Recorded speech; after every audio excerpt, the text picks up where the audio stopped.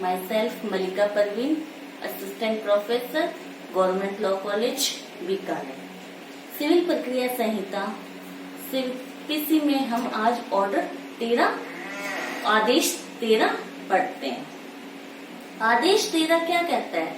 आदेश 13 ये कहता है कि जब कोई पक्षकार वाद संस्थित करता है तो उसे जिन दस्तावेजों पे वो डिपेंड करता है, अपना वाद या अपनी प्रतिरक्षा जिन दस्तावेजों पे डिपेंड करता है, उन दस्तावेजों की मूल कॉपी न्यायालय में उसको कब जमा करानी होती है, क्या न्यायालय में जमा करा दी गई वो मूल दस्तावेज रिलेवेंट है या नहीं है, ये न्यायालय तय करता है। फिर उस दस्तावेजों को कब परिबद्ध किया जा सकता है या उसको कब अभिलेख रिकॉर्ड का भाग बनाया जा सकता है या उन्हें कब नामंजूर किया जा सकता है, या जब परिबद्ध कर लिया तो उन्हें वापस लौटाया भी जा सकता है या नहीं। ये सारे प्रोविजन ऑर्डर 13 में बताए गए हैं। ऑर्डर 13 में 11 नियम है, 11 रूल है जो दस्तावेजों और भौतिक वस्तुओं पर सामान्य रूप से लागू होते हैं। ठीक है, तो स्टार्ट करते हैं ऑर्डर 13। ऑर्डर 13 जो कि हेडिंग में मैंने बताया पहले भी कि कोई भी ऑर्डर पढ़ते हैं तो उस ऑर्डर की हेडिंग से हमें पता चल जाता है कि इस ऑर्डर में क्या क्या बातें आई हैं। तो दस्तावेजों का पेश किया जाना, यानी दस्तावेज कब पेश किए जाएंगे कोर्ट में। फिर आता है उनको न्यायालय कब परिबद्ध कर सकता है, और लौटाया जाना, कब उनको वापस लौटा भी सकता है या पक्षकार के आवेदन पे लौटा सकता है। ठीक है, तो ऑर्डर 13 रूल 1 ये कहता है कि मूल दस्तावेजों को पेश किया जाना, मूल दस्तावेजों को पेश किया जाना। तो ऑर्डर 13 की जो बात इंपॉर्टेंट है कि मूल दस्तावेज वाद में कौन पेश करेगा? पक्षकार पेश करेंगे या उनके प्लीडर? पक्षकार या उनके प्लीडर कब पेश करेंगे? इशू फ्रेम होते हैं विवादक स्थिरीकरण के समय या उससे पूर्व, यानी इशू फ्रेम होते समय या उससे पहले पक्षकारों को या उनके प्लीडर्स को मूल दस्तावेज न्यायालय में जमा कराने होते हैं, पेश किए जाने होते हैं। जिन पर वादी है तो वाद जिस पर वो डिपेंड करना चाहता है, या प्रतिवादी है तो जिन पर वो अपनी प्रतिरक्षा डिपेंड करना चाहता है, उन दस्तावेजों को न्यायालय में कब पेश किया जाना है? इशू फ्रेम होते समय या उससे पहले, यानी विवादक स्थिर यानी तनखी जब बनाई जाती है उस समय या उससे पहले मूल दस्तावेजों को न्यायालय में जमा कराना होता है। ये ऑर्डर 13 रूल 1 में फर्स्ट पॉइंट ये है कि कौन करेगा। मेन दो बातें आती है, पक्षकार या उसका प्लीडर। कब करेगा मूल दस्तावेजों को न्यायालय में पेश? इशू फ्रेम होते समय या उससे पहले जमा कराने। रूल 1 का फर्स्ट पॉइंट में सेकंड बात ये है कि जो मूल दस्तावेज पेश किए जा रहे हैं पक्षकारों द्वारा या उनके प्लीडर द्वारा, वो हाईकोर्ट के द्वारा निर्धारित की गई सूची, यानी एक सूची में जमा करे होंगे। जैसे प्रदर्श संख्या 1, प्रदर्श संख्या 2, प्रदर्श एनेक्चर लगा के, यानी एक सूची संधारित की जाएगी जो हाईकोर्ट बताती है कि दस्तावेजों की इस प्रकार सूची होनी चाहिए। उस क्रम में वो सूची बनाई जाएगी। रूल नंबर 1 में दूसरा जो पॉइंट है वो इम्पोर्टेंट है। दूसरा पॉइंट है वो ये कहता है कि पक्षकार कौन से दस्तावेज पेश करने के लिए आबद्ध नहीं है या बाध्य नहीं है।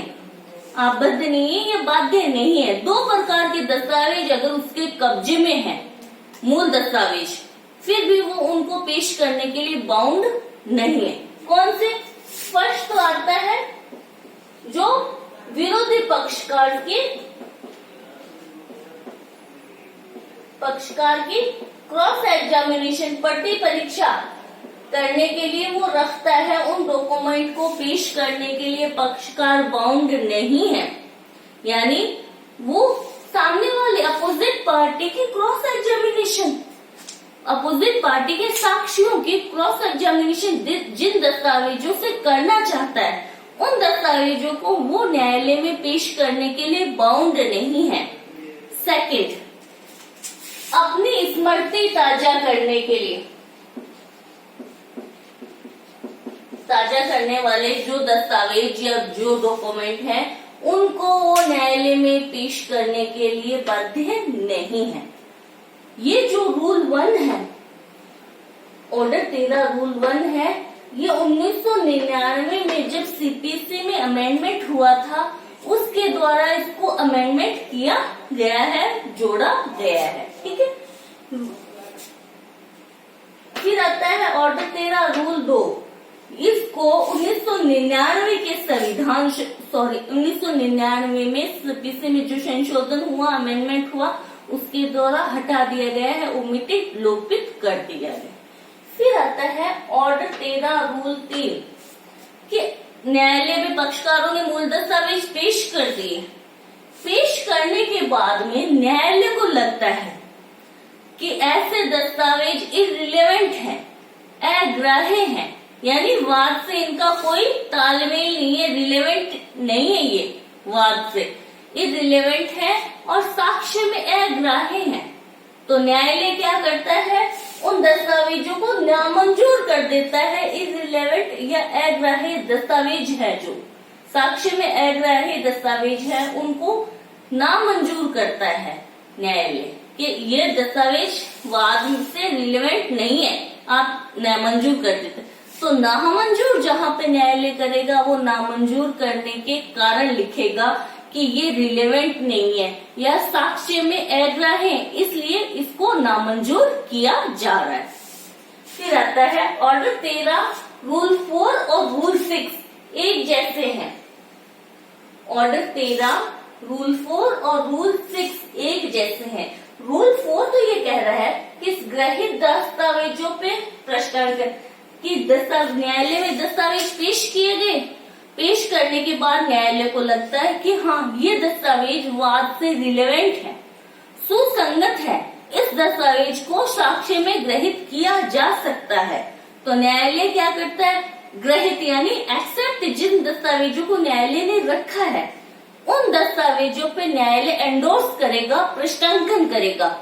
क्या क्या बातें प्रश्नांकन करेगा, सबसे पहले प्रश्नांकन करेगा यानी जिस दस्तावेज को न्यायालय ने रखा है, मूल दस्तावेज को, मान लो किसी पट्टे की कॉपी है या हक दस्तावेज है किसी जमीन के या बंधकनामा है, कुछ भी मूल दस्तावेज जो भी है न्यायालय ने उसको एक्सेप्ट कर लिया, ग्रहित कर लिया, तो ग्रहित करने के बाद में उस मूल दस्तावेज के ऊपर न्यायालय एंडोर्स करता है, प्रश्नांकन करता है। क्या क्या बातें एंडोर्स करेगा, सबसे पहले वाद का संख्यांक क्या है, कौन से वाद में आया है, शीर्षक क्या है, विषय वस्तु क्या है, विषय क्या है, सब्जेक्ट मैटर क्या है, वाद का संख्यांक और शीर्षक।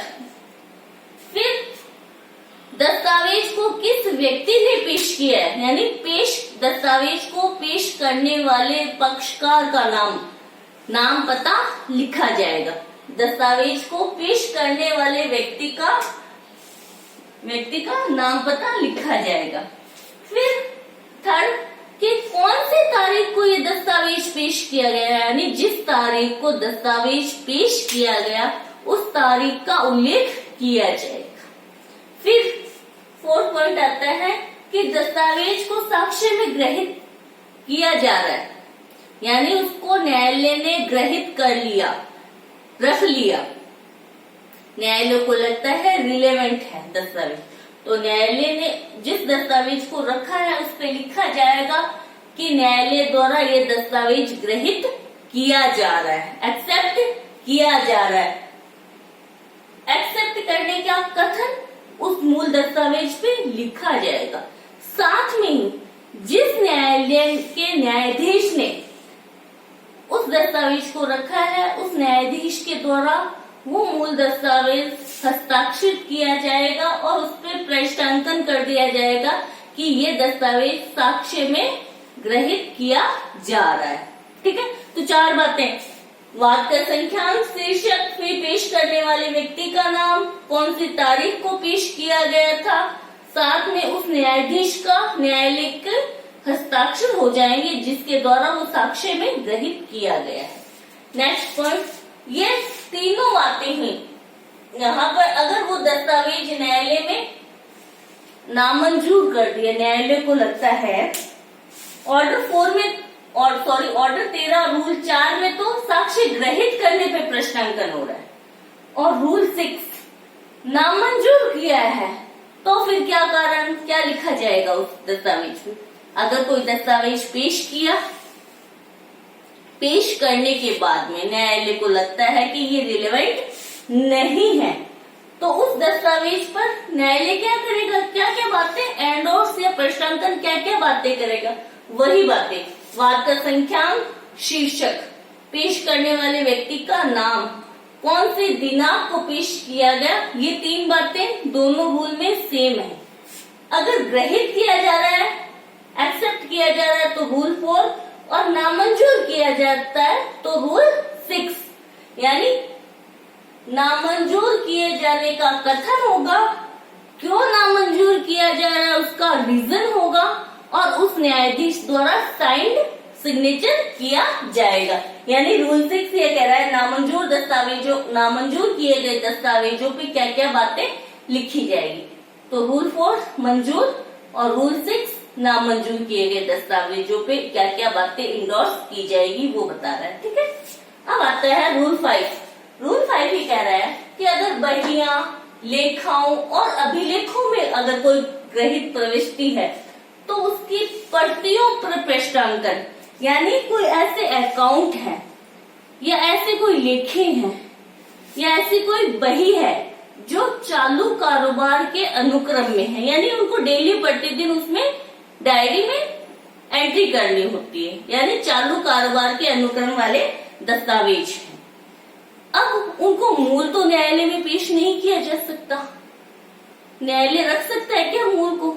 नहीं, वो लेखा या वो बही या वो अभिलेख जो चालू कारोबार के अनुक्रम में है, बैंककार साक्ष्य अधिनियम 1891 के सिवाय अगर ऐसा दस्तावेज वाद के विचार या साक्ष्य के लिए इम्पोर्टेंट है तो वो लेखा, वो बही, वो अभिलेख मूल न्यायालय में पेश किया जाता है, मूल पेश किया जाता है। तो अब कौन पेश करेगा? या तो वो लिखने वाला व्यक्ति जिसने उसने एंट्री की है वो ही पेश कर देता है फर्स्ट, या वो पेश नहीं करता है, उसकी ओर से कोई अन्य व्यक्ति पेश करता है, कोई अन्य व्यक्ति पेश कर सकता है। तो जहां पर अन्य व्यक्ति पेश करता है तो वहां न्यायालय ये निर्देश दे सकता है कि उसे लिखने वाले व्यक्ति, यानी इस प्रति पर किसने लिखा है या इस बही में किसने लिखा है उसको पेश किया जाए न्यायालय, यानी न्यायालय उसकी परीक्षा कर सकता है, परीक्षा कर सकता है। तो जब ऐसी लेखा, बही या इनकी अभिलेख पेश किए जाते हैं तो न्यायालय क्या करता है, वहां उनकी प्रमाणित प्रतिलिपि रख लेता है न्यायालय में। और वो प्रमाणित प्रतिलिपि कैसे की जाएगी? वो मूल से मिलान की जाएगी, मूल को देखकर बनाई गई है, मूल से मिलान की जाएगी, मूल से तुलना की जाएगी, फिर वो प्रमाणित सर्टिफाइड कॉपी न्यायालय में रख ली जाती है और मूल जो लेखा या बही है या जो अभिलेख है वो वापस न्यायालय लौटा देता है। तो अब प्रमाणित प्रति रखी गई है, इनके चालू कारोबार वाले अभिलेख है उनकी प्रमाणित कॉपी न्यायालय रखता है। तो न्यायालय उस सर्टिफाइड या उस प्रमाणित प्रति पर ही इंडोर्स करेगा। क्या बातें इंडोर्स करेगा? रूल 4 वाली, उस प्रमाणित प्रति पर ही लिखा जाएगा, ये बातें इंडोर्स कर ली जाएगी।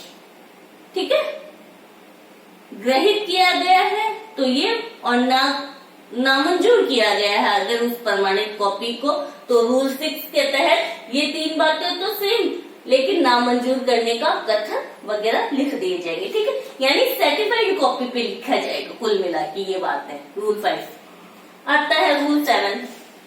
रूल 7 कह रहा है कि अब अगर साक्ष्य में, यहां पर ये देखते हैं कि अगर कोई दस्तावेज है,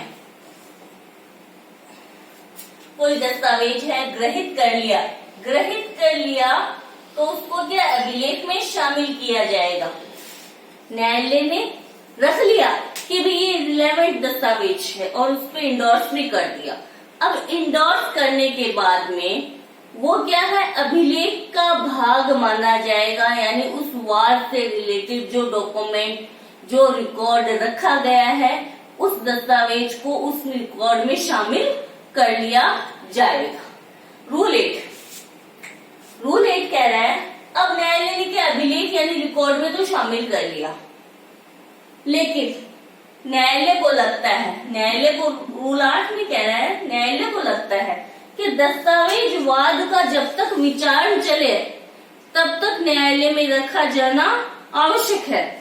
तो न्यायालय मूल दस्तावेज को परिबद्ध कर सकता है उस अवधि तक के लिए जितनी न्यायालय को सुसंगत लगे, यानी न्यायालय उस डॉक्यूमेंट को अपने पास परिबद्ध कर लेता है, वापस लौटाता नहीं है।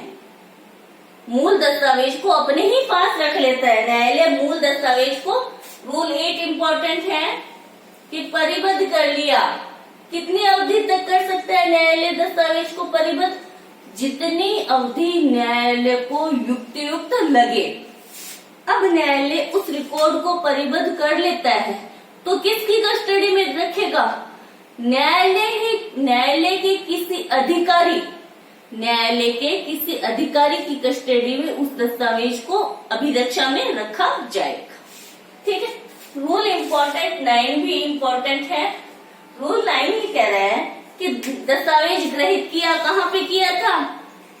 दस्तावेज को ग्रहित किया था ऑर्डर 13 रूल 4। अब ग्रहित कर लिया, उसे अभिलेख का भाग भी रूल 7 में बना दिया। बनाने के बाद में पेश करने वाले पक्षकारों को लगता है कि मुझे उस मूल दस्तावेज की आवश्यकता है। उसे पेश करने वाले पक्षकार को लगता है कि मुझे उस मूल दस्तावेज को, जिसमें रूल 1 में उसने मूल दस्तावेज पेश किया था, उसमें उसे लगता है कि अब मुझे उस मूल दस्तावेज की आवश्यकता है, तो वो उस मूल दस्तावेज को वापस प्राप्त करने के लिए न्यायालय में आवेदन कर सकता है।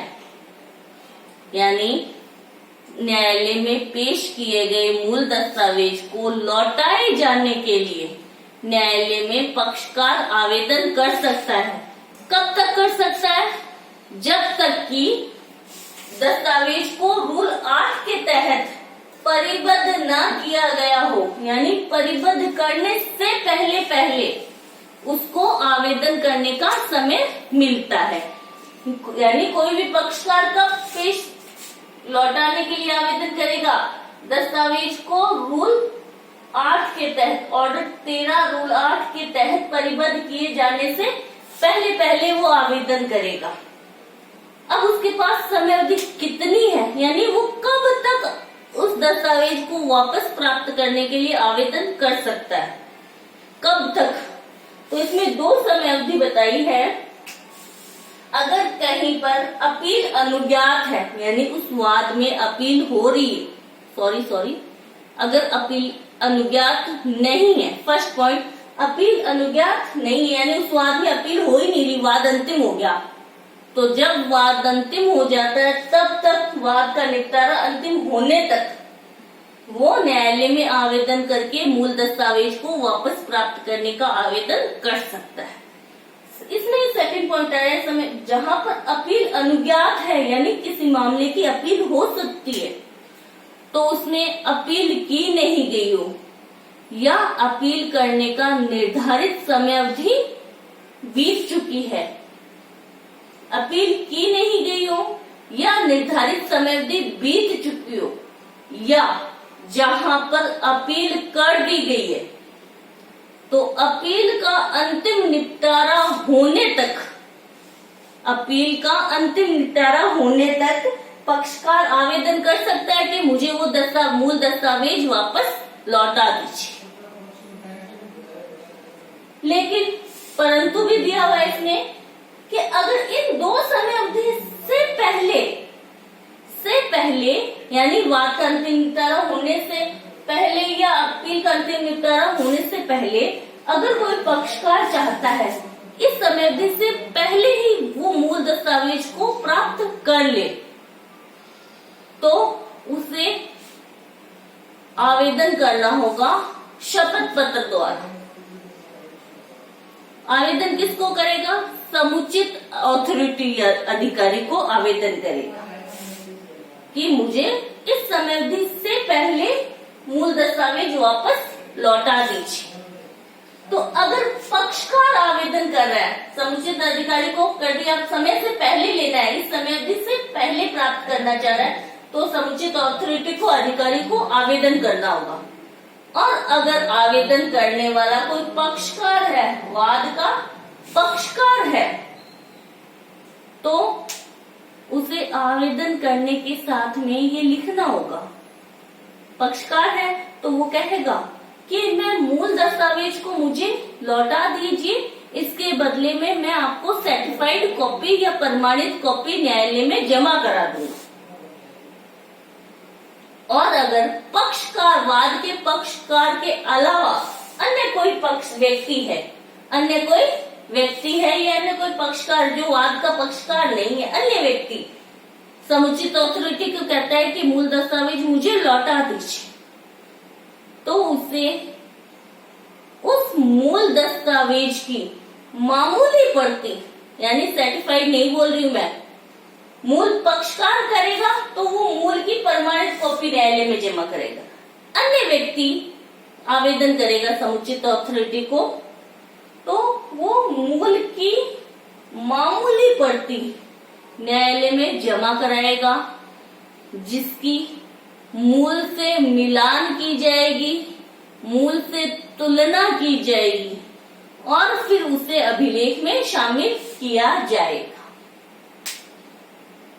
इसके साथ में ही जो पक्षकार, जो चाहे पक्षकार ले रहा है चाहे अन्य कोई व्यक्ति मूल वापस ले रहा है, वो ये न्यायालय को वचन भी देगा कि जब भी मूल की आवश्यकता हुई वाद के कार्रवाई के दौरान, तो वो मूल न्यायालय में जमा करा देगा, न्यायालय में पेश कर देगा।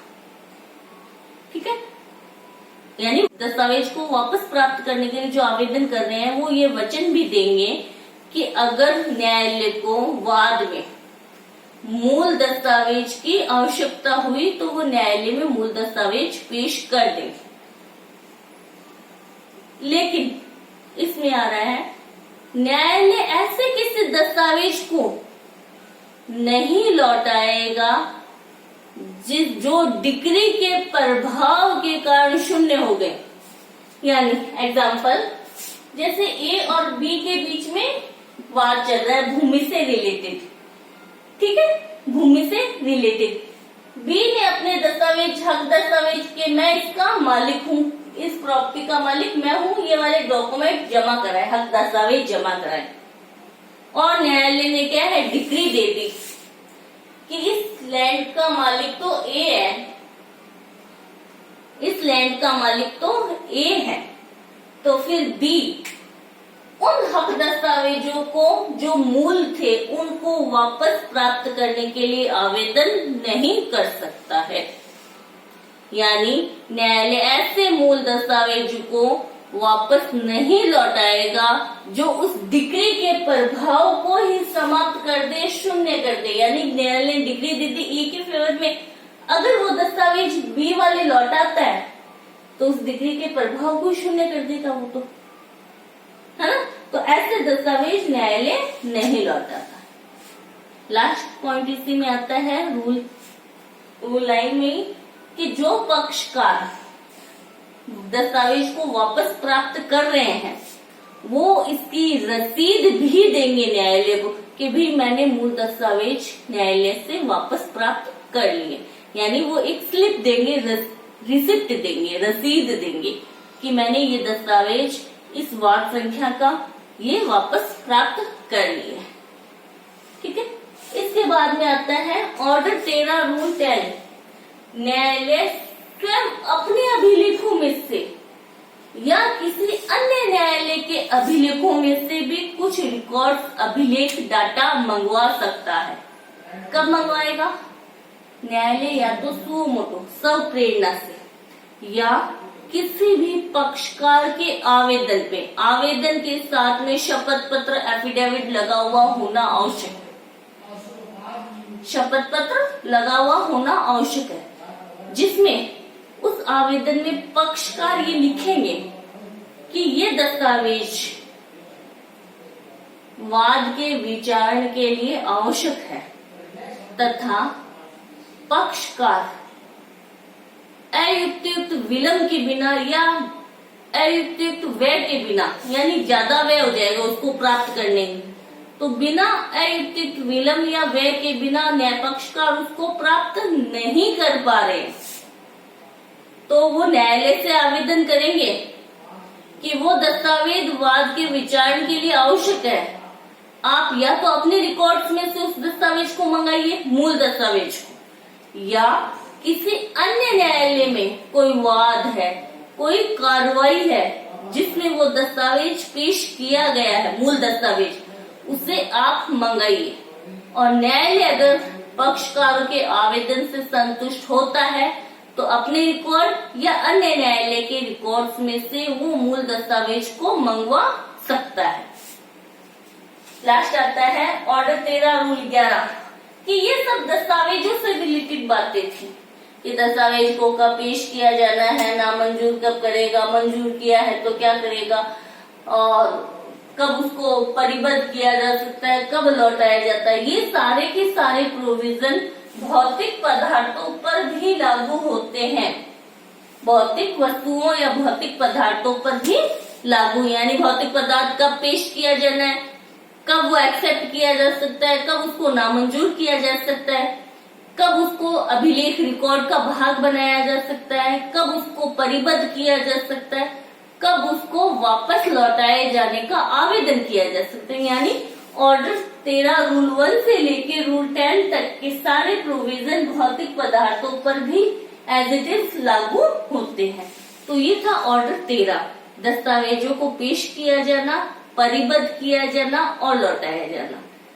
क्यों पेश किए जा रहे हैं दस्तावेज यहाँ पर? ताकि न्यायालय इश्यू जो फ्रेम करता है वो आसानी से इश्यू फ्रेम कर ले और कोई दूसरा पक्षकार फॉर्जरी तो नहीं कर रहा, कोर्ट रचित दस्तावेज तो पेश नहीं कर रहा। यानी अपने विचारण के क्षेत्र को सीमित करने और फेयर ट्रायल करने, उचित विचारण करने के लिए न्यायालय मूल दस्तावेजों को विवादक स्त्रीकरण से पहले ही प्राप्त करने का प्रोविजन किया गया है। Thank you so much.